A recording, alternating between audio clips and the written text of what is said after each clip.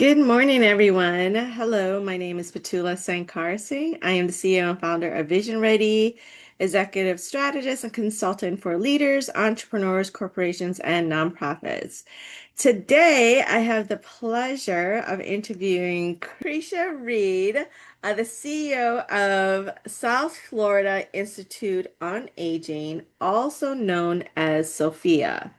We'll be discussing SoFIA's mission, how the organization has evolved to support older adults, caregivers, veterans, families, and communities, the power of partnerships, and how each of us can make a meaningful impact.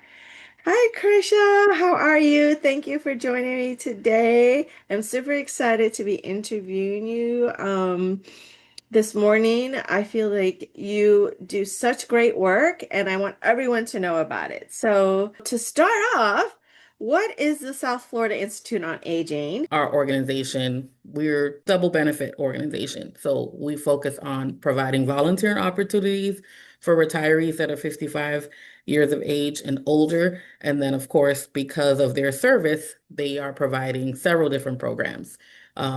They are working with uh, caregivers in their homes to provide respite, Mm-hmm. isolated older adults to provide companionship.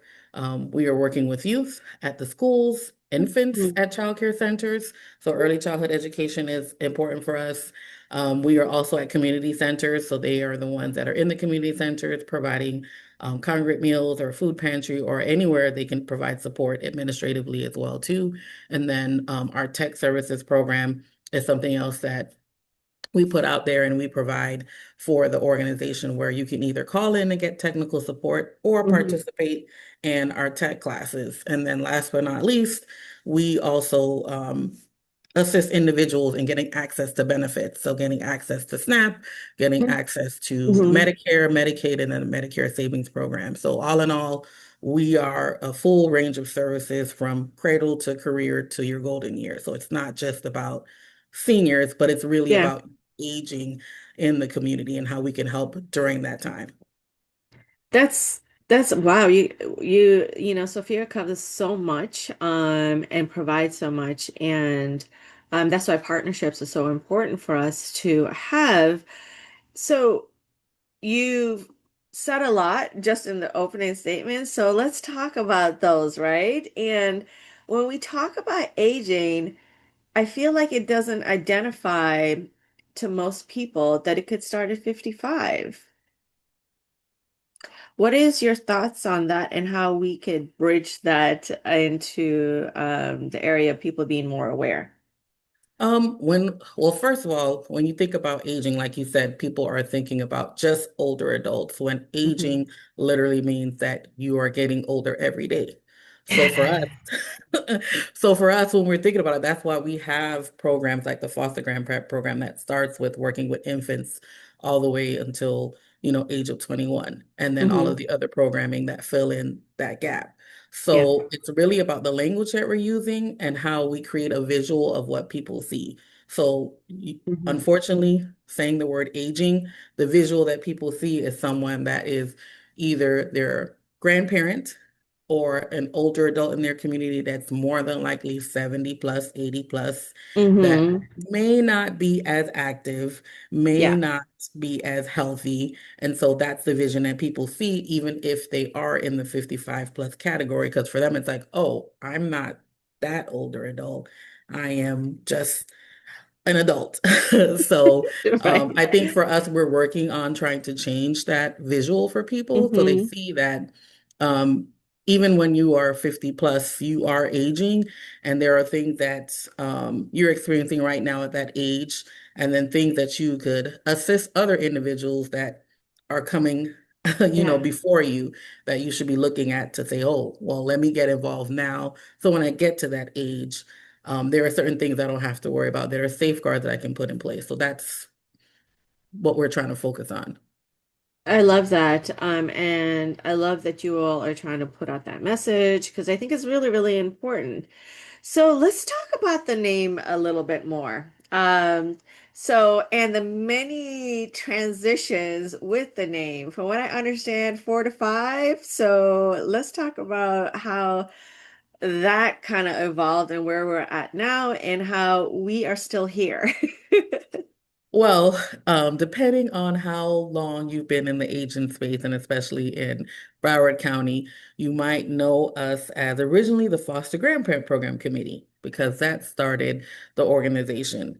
Um, Individuals came together with the school district when the Foster Grandparent Program initially started as a federal program in Mm, 1965, and then was like, you know what, we need that here.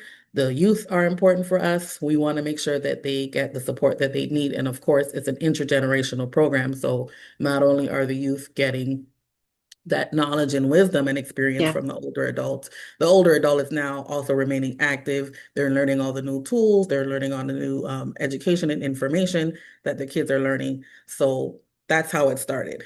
Then transitioned several years later to the senior volunteer services because we got additional programs. Mm, We got the senior companion program, which is one of our well-known programs, even yeah. though it wasn't the first because caregiving is a big issue, right? And it continues to be. Yeah. So that was our second program, and then the retired and senior volunteer program. Then Impact Broward came along. And that was I would say, the name that a lot of people stuck with because it resonated with people. How do you impact Broward? That was even our hashtag. So a lot of individuals related to that they impacted Broward. How did our volunteers impact Broward? Yeah. And then most recently, 2018, the Hmm. name changed to South Florida Institute on Aging. The vision was for us to really be a hub for South Florida aging communities and for Hmm. us to be thought leaders in the community, in the aging space. So that's why we have that name.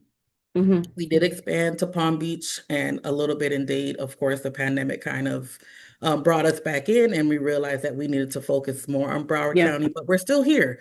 The services hasn't changed.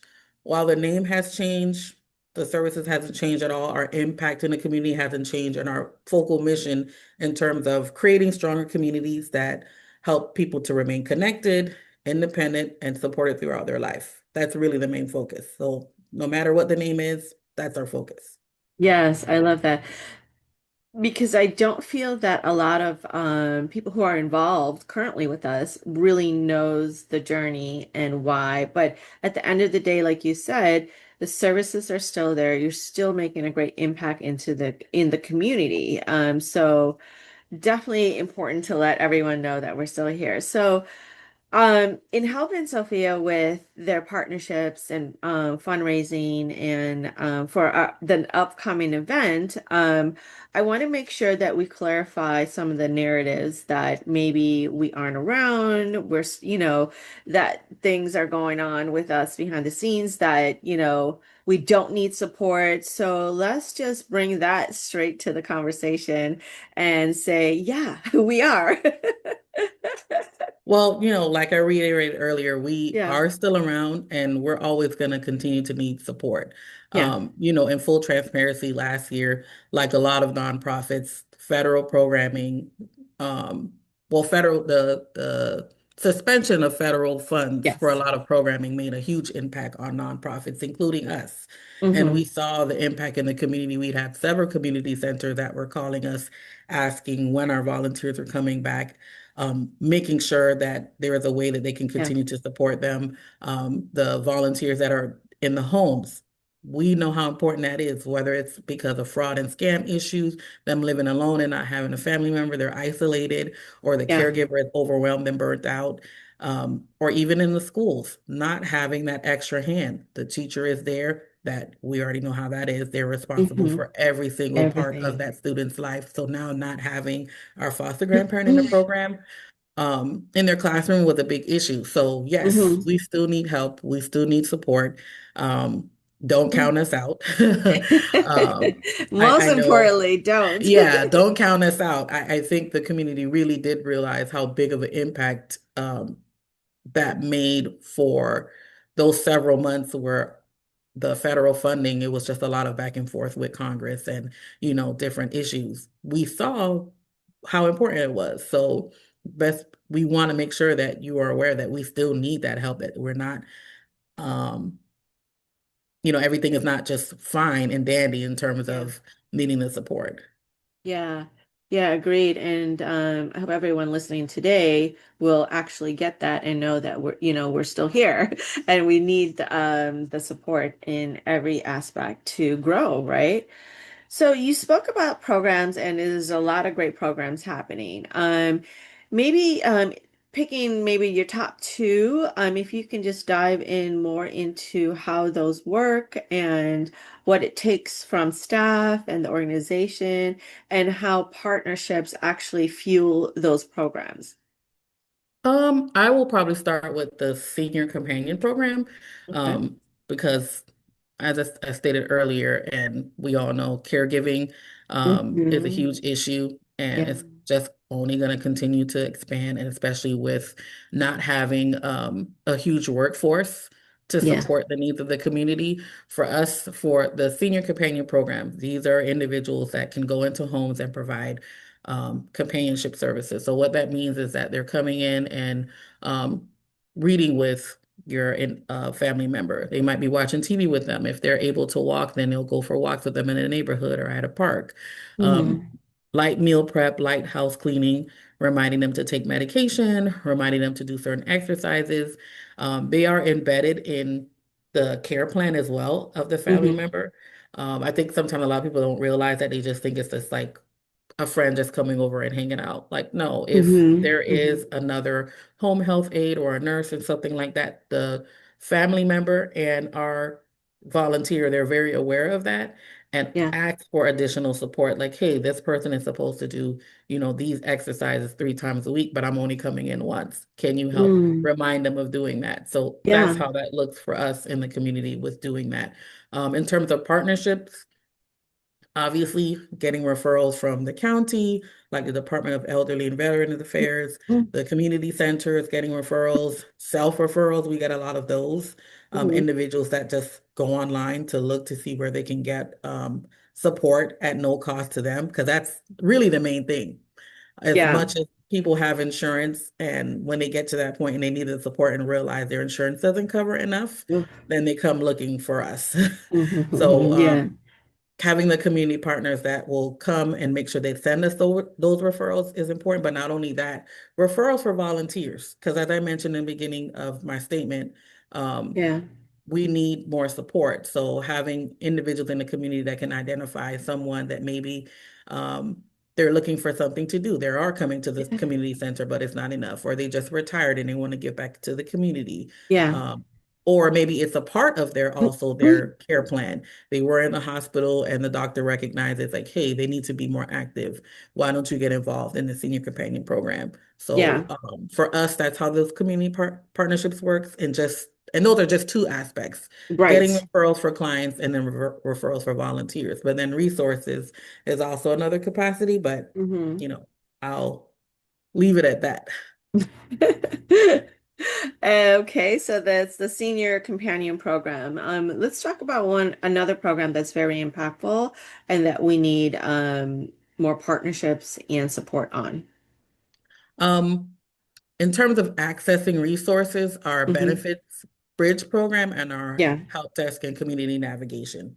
So we utilize our help desk, which is um, providing technical support for individuals.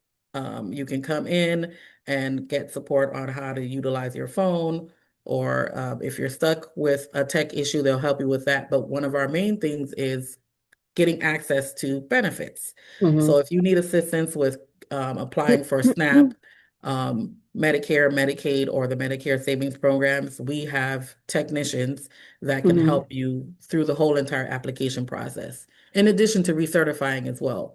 So if you need help on creating an account on, My Access Florida, they can help you to Yeah. create an account. You need help with uploading documents, they can help you with that. Um, if you need to figure out, like if they sent you a notice, those are things that we want to make sure that people have access to, because a lot of people don't realize that they're eligible for it. They just assume because of their income that they may not be able to get access to those resources. So for Mm-hmm. us, we do need to spread the word out more that we are providing that services to individuals in the community. I would say for anyone that provide services to Medicare and Medicare recipients or people with disabilities, please reach Yeah. out to us so that we Okay. can help. That's our big thing. Community centers that may have a social worker or Mhm. outreach specialist, reach out to us. Send us your referrals because maybe you might be overwhelmed and you only are one person and can't complete the applications for them. Send them to Right. us. Um, Federal departments, cities that are looking, that people are calling. I know that Hmm. certain cities have referred people to us. They say that we get people that call, they need help, but they don't have anyone on staff that can actually assist with that. So sending them to us is really important. Oh my gosh, this is some good stuff. Thank you for sharing all your knowledge and everything that you guys do. So, what is the biggest challenges? Wow, Um, you mentioned homelessness. Yep, housing and homelessness, which is affecting Wow. everybody. Yes. But in terms of older adults, because a lot of them are on a fixed income, and when I say fixed income, it's not just Social Security. Even with you Yeah. having a pension and you thought you planned out everything, you did the drop, like a Yeah. lot of people do if you're in the Yeah. Florida retirement system, and you realize, like, wow, this is still not enough. There's Yeah. only so much money you can contribute to housing. Um, and then Right. if you are in a multi-generational family, that makes it even worse because guess what? The matriarch is the one that has to make sure that everybody is housed. Yes. So Yes, yes, yes, yes. And Sophia provides programs for that or information. Do we have partnerships with other organizations that help fund that currently? yes, we do partner with other organizations that help with that. We've worked with ModCo before in the past, which is Mhm. Mount Olive Development Community Organization, because they do have a housing program. So we try to Hmm. refer people to that program.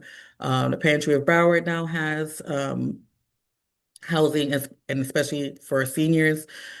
City of Fort Lauderdale, we refer them, or even just individual cities, wherever we feel like we can support people. Hmm. We try to provide them with that information. So really for Yeah. us, we educate people and Hmm. inform them of the continuum of care process and what it looks like in terms of calling the hotline because it's centralized. We call the hotline, they get their Yeah. information, they want to see where you are, if they can come and get to you, and then place you in temporary housing. And then from there, have a social worker work with you to get transitional and permanent housing, which all of that takes time. And depending on your Yeah. circumstance, that's the other issue too, is educating people on this is an emergency. And as much as you want things to be a certain way, we have to make sure we get you housed, especially as an older Yeah. adult.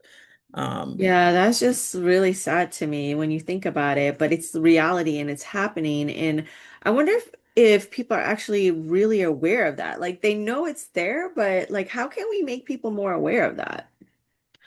I think people need to really pay attention to their neighbors Mm. and what they have going on. And I'm not saying that you got to ask them questions or be all in their business, but I think a lot of Right. us, we see the older adults in our community, check in Mm-hmm. on them to see how they're doing.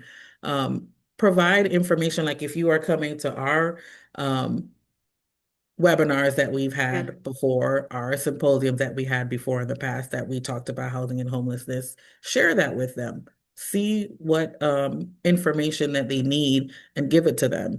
So I think reaching out to us, um, obviously, I'm going to plug that in, is important so that we can get them connected to Yeah. the community. But really, it's education, providing that education to individuals. So, Krisha, you mentioned some of the challenges. Can you expand more on that and what the challenges can really be for aging adults? Yeah, so I had mentioned about caregiving and then Hmm. housing and homelessness. Obviously, with caregiving, there is a huge shortage of staff and talent in order to support the next generation of retirees that are coming in that's going to need support, especially by 2030. Hmm. Um, we do need to make sure that we are creating pathways for people to get certifications in all different areas, whether it's being a home health aide, being a companion, Hmm. skilled nursing. We need to make sure that we are working on doing that. Um, so that way families are not left behind, especially for Yeah. those that have a loved one that lives far away from them, or maybe they're the only ones that's left in their family and they're isolated. Hmm. Um, Also, to education. making sure that people are educated on the insurance that they have, because that's where the big issue comes in. You have a certain insurance that you've had for maybe most of your life. Maybe you might change a few here and there because depending on what's happening with the state or federally, you may need to, but people really don't understand, okay, what do I need Hmm. during my older age, or even when I experience an illness, because that can happen at any age, or I lose a Yeah. loved one, or some type of trauma or loss. Hmm. Um, Being educated on the type of insurance that you have and what it covers. Do you have long-term care? Do you Yeah. have insurance that's going to cover if you need to be in a assisted living facility or in a nursing home? Or do you have coverage for someone to come into your home? And how many Hmm. hours can they come in? Is it only just once a week for 4 hours? What Yeah. kind of service can they provide? Is it only just companionship services, or do you need more hands-on services? So really taking the time to get educated, and you can call your insurance and ask those questions. And if you're not sure, you can Yeah. call us and we can give you that Right. information, right? Right. Or, the Area Agency on Aging, they have a Shine program where it's individuals that specifically can help you understand your Medicaid and Medicare coverage. So, and then in terms of housing and Yeah. homelessness, like I mentioned before, what we're seeing is, especially for those that are homeowners and live in condos, their Ugh. assessments have increased. So Oh my now imagine goodness. being on a fixed income and you cannot cover the cost of that. So either A, you are convinced to do a reverse mortgage, and I'm not saying that Mhm. that's a bad Oh, option, but if you are right. not educated and understand what does that mean, now you're putting Hmm. yourself in a position to be in debt and not Yes. and not have the funds to cover that, right?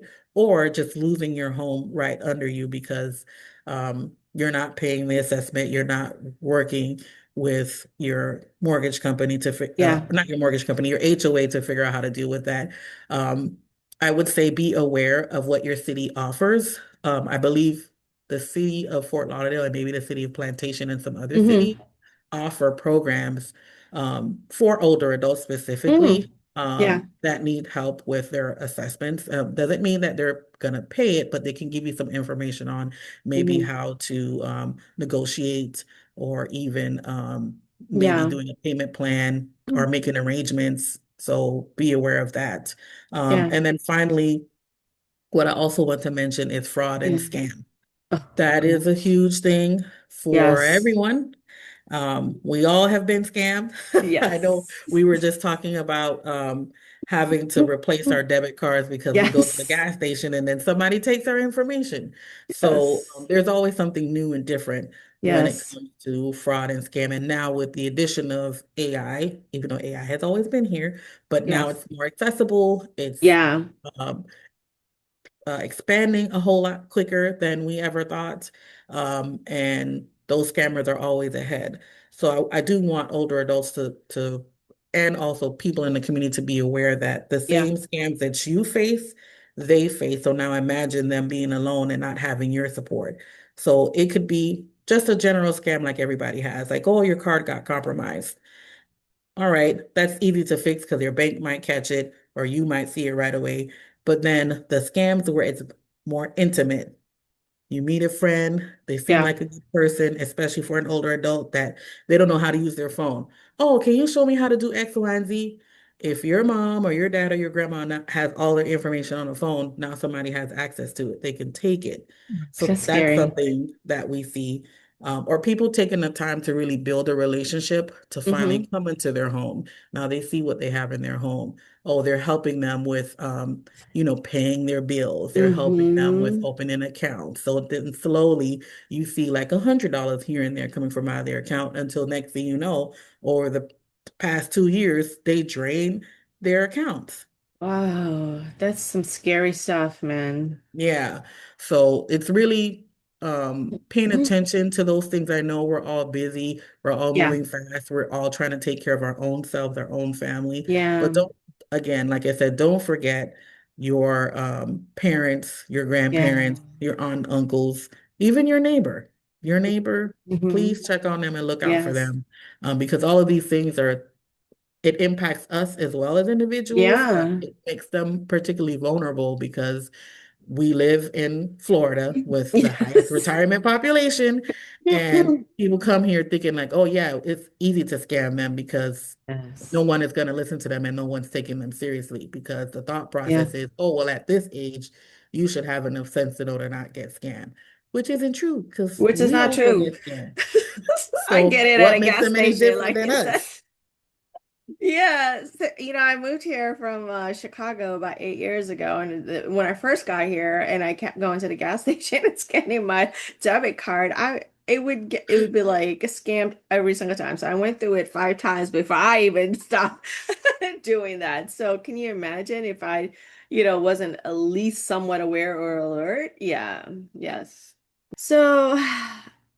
Great information that you're sharing, and I hope it really, the message really resonates with people that will be listening to this interview, as well as for more people to get involved, right? And understand the need and the why. So I'm gonna kind of go back to the fundraising part of it. And as a development person and fundraiser, I'm going back on it. I'm putting the CEO on the hot seat a little. And I know that SoFIA is heavily funded with federal support, and then there is some strong partnerships that are still involved. But what would you like to see as far as the fundraising landscape and for local community partners to either get back engaged, and why should they get back engaged um and help, like how would you like to see that grow? I would like to see it grow, obviously, in terms of corporate sponsorships, organizations that support the type of services that we provide, and not just see it as, oh, they're supporting SoFIA, but they're supporting the community needs. So for us, looking at those caregivers, looking at the older adults, looking at the youth that need the access to education and training, looking at those that need technology Yeah. training. That's important because how things are changing, we see the inflation, we see how policies is affecting neighborhoods. I think it's important to support organizations that are the ones who are doing the direct services. Um, and then individual contributions. Hmm. I know sometimes people don't they think about the big corporate sponsors and how they can Yeah. just donate X number of dollars, but Hmm. individual contributions go a long way. Even if you could give $100 a month and you can make that commitment, or you give a one-time payment. We rely on that because we know that personally for you, that this is important. So I Yeah. think I would love to see an increase in individual contributions for individuals who this is near and dear to their heart. They want to make sure that their own mother or their own father Hmm. or their neighbor that they see gets the support that they need and can actually physically see how it impacts them. Yeah. I would love that as well. And of course, apart from the monetary part, I would like to leverage resources that other organizations have in order to support older adults and their families in the communities. So if Yes. you have access to housing that could be beneficial for the individuals that we support, please partner with us. Hmm. If you have funding that maybe you're not able to, um, I don't want to say that you're not using it, but maybe we serve the same clients. We can work Yeah. together on figuring out, okay, well, what kind of project do we need to come up with, or how do we need to strengthen our processes to align so that we can share some of those resources to target that population. So that's what I would love to see moving Hmm. forward is not only just obviously getting the funding, but Yes. looking at how we leverage our resources because Yes. more than likely we're working with the same population in the same community. Yeah. How do we make a greater impact that way? I love that because I don't think people realize that collaboration and partnerships are really, really important, especially if you're dealing with the same audience, right? And And another thing really important that you said was we all have our own aging parents, right? We're aging, and I don't think everyone sits back and look at that, and see, what's needed and what, and some people may have the resources, to provide it for their family. And think about the people that don't, right? So that's where Sophia comes in to help that. So I think that's really, really impactful. Um, so what inspired you to dedicate your career to serving older adults? I mean, my inspiration comes through, I would say, my mom from Mm, childhood. Um, Serving the community has been a pillar of mhm. what we believe in. Obviously, because we're faith-based, we know the importance of giving back to others, about collective community. So I've always been with her or with our church home, going out in the community and providing services to people experiencing homelessness, giving meals, giving toiletries, volunteering my time. Honestly, I didn't even think originally it was going to be a career. That was just something I'm supposed to do as Yeah. a human being that Yeah, I right. give back. So Right, for me, I right. never really thought about it as a career until I actually fell into it and started working. And then when I moved to Michigan, and I again still working with Yeah. children and families and working with people of need, Hmm. they already had a program. It was a foster grandparent program. And that's kind of like where I fell in love with, like, oh my God, these are all like my grandmas and grandpas. Because I didn't have them growing up. Hey. You know, they passed away when I was younger. So then since then, from like 2012, I've been working with older adults and I love it. Oh, that's amazing. Is there one story that you could share from a volunteer or one of the adults you've helped or that a volunteer shared that you could share so people will know like the real impact coming from someone? Yeah, I actually had during last year, a few people, well, I'm not going to say a few, with a lot of them that reached out to kind of tell their stories about why SoFIA should remain and reaching out to our elected officials to get support. And one that stood out to me, first, it was a community center that reached out and was like, what do we need to do?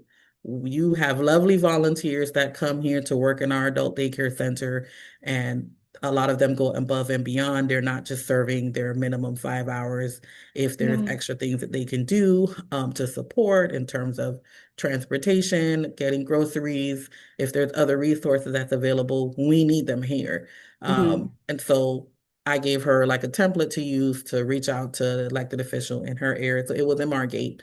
Um, and then one of the actual caregivers reached out as well, was like, hey, the director of the community center at Northwest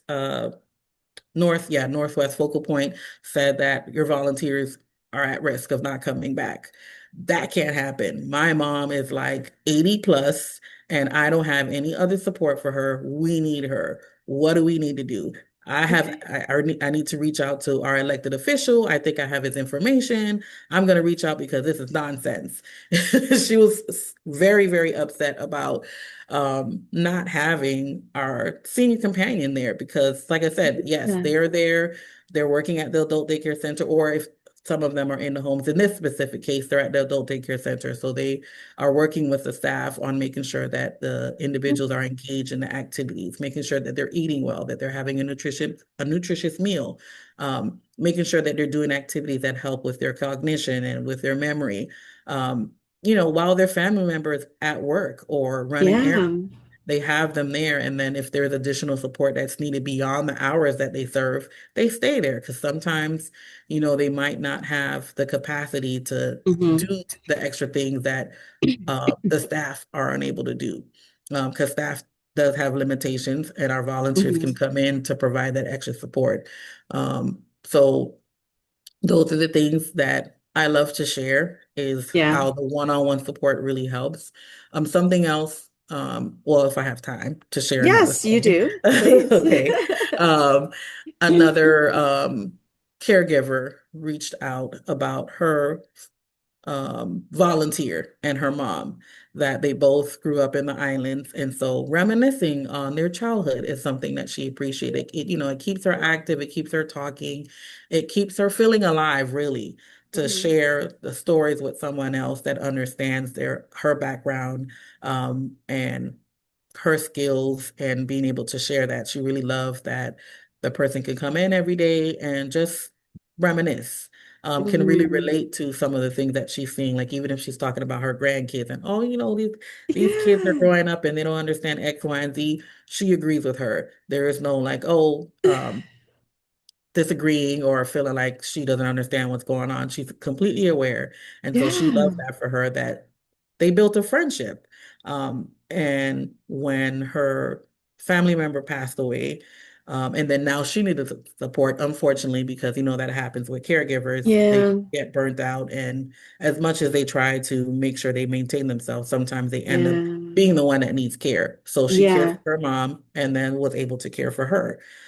So it kind of felt like having a new family member enter into your home and being welcome, that could provide you with that extra support. Oh my goodness. I just love the stories. I think the stories are so impactful for nonprofits to share. And that's amazing because it just seems that she built a friendship. She didn't feel lonely. She felt heard. I just love all that wrapped into one. So, what do you hope that the listeners, after they listen to this interview, take away from this entire conversation? For me, I hope they take away that SoFIA is more than just a senior service organization, that we have comprehensive community services, that we appreciate seniors and want to make sure that they're the heart of our mission. Mhm. All of the people that we support and all the collaborations that we Yeah. want to be involved in, that we help people navigate aging with confidence. Um, that's a goal that we want, because a lot of times we say that we want to help seniors, but we're kind of Yeah. like just pushing them around and telling them Mhm. what to do. No, we're giving them the power and the Yeah. skills to help themselves. Um, Also want people to remember that we mobilize older adults as community leaders. So our very own volunteers are going back to their communities and providing the resources that we give them on a monthly basis. They're taking their skills and their knowledge and sharing that with their family members and their friends. And also, everyone can be a part of the solution. That's my real main takeaway, is everyone can be a part of the solution. You could be a partner, you can be a volunteer, you can sponsor a program or an event, you can even come in to speak. We host monthly meetings with our volunteers, and they bring in their loved one and their family and friends and neighbors to participate in the meeting. So if you have a concern or issue or a skill or expertise, or even if you just want to give out information to people, you are definitely welcome to come, and then helping us spread awareness. Spread Yeah. awareness about the issues that are happening to older adults in the community, to ensure that we can have every older adult have the opportunity to age with dignity and connection and purpose. I love what you said, aging with confidence. That is so powerful. That should be a tagline, yeah? So, can you talk about the upcoming event in September? September That's 9th, okay. we are having our SoFIA's Got Talent event. It is from 6 to 8 p.m. It is something that we started last year, as a part of a campaign to bring visibility to the volunteers that serve.